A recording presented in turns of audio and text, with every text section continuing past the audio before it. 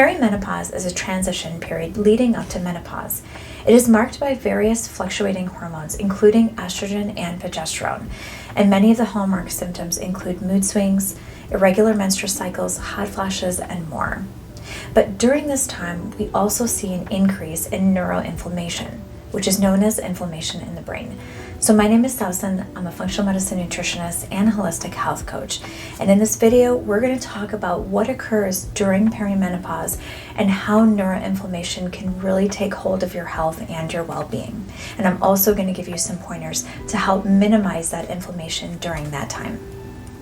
So both estrogen and progesterone both have neuroprotective as well as anti-inflammatory effects within the brain. So take estrogen, for example.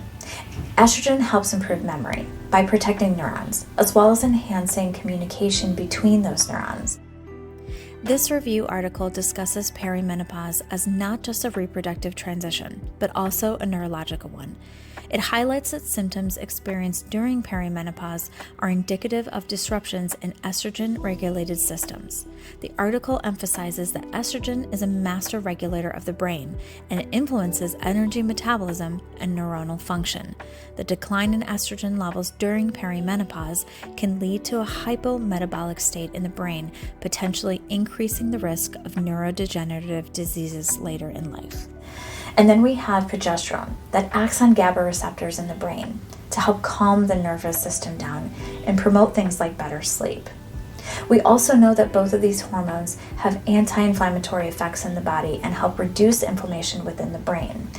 And when we see reduction in both of those hormones, we see an increase in oxidative stress.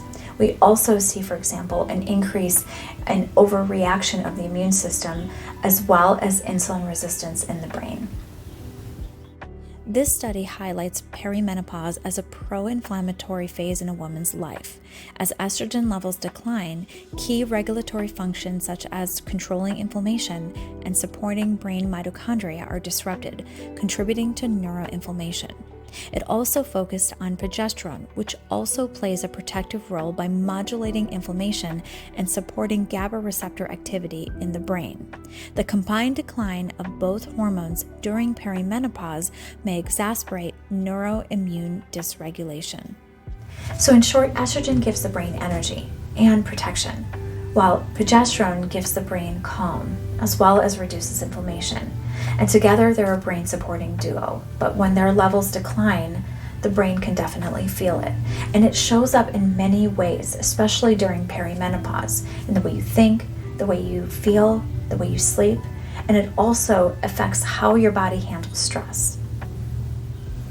So what does neuroinflammation feel like? What are the symptoms? This figure provides a clear description of how many women are actually symptomatic during the perimenopausal years and the symptoms associated.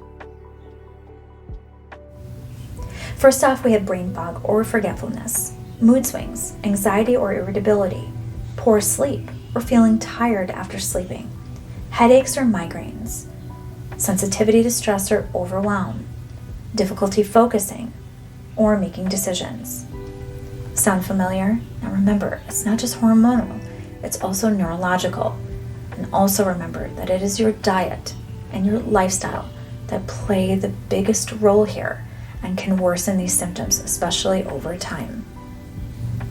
So the good news is that there's so much that you can do to support your brain during this transition period. The first thing is to balance your blood sugar to calm the brain.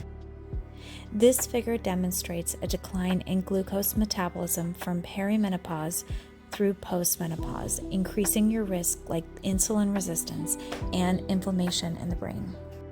So balancing your blood sugar helps to reduce inflammation, protect your brain, as well as improve your mood. So we want to focus on protein-rich meals, eating healthy fats and fiber, and reducing sugar, as well as refined carbohydrates. And next up we have nourish your brain and gut connection. So eat anti-inflammatory foods like salmon, walnuts, berries, leafy greens, flax seeds, for example. And also making sure to prioritize your gut health by consuming things like fermented foods, prebiotics, and maybe take a probiotic if needed. And also consider other nutrients like omega-3s, as well as your B vitamins, magnesium, curcumin or turmeric, as well as resveratrol. So remember, your brain is not broken. You just need more support at this time. So making sure that you're trying to prioritize your sleep. Take care of yourself by taking breaks and making sure that you prioritize other lifestyle factors as well as your diet to feel your best during this time.